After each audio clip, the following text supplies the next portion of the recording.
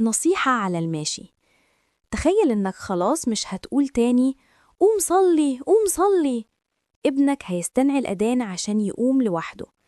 الالتزام بيجي بالتدريج، ودي أحسن طريقة.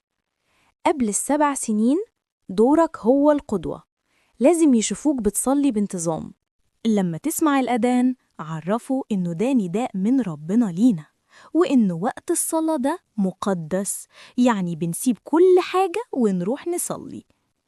لو قلدك وهو بيلعب شجعه واديه حضن عشان يربط الصلاة بالحب والتشجيع. من سن 7 سنين طبق قاعدة ال6 شهور. بدل ما تطلب منه يصلي ال5 فروض مرة واحدة، ابدأ بالتدريج.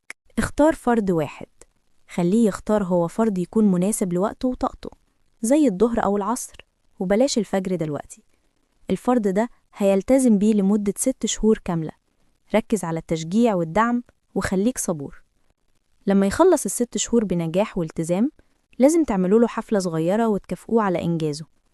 ابدأ دي في فرد تاني. وبرضه هيلتزم بالفردين دول لمدة 6 شهور تانية عشان يتعود. كرر الخطوات وكل 6 شهور ضيف فرد للي قبله. كده بتخليه يتعود على الصلاة براحته، وكل ما يكبر سنة هتتحول العادة لعبادة.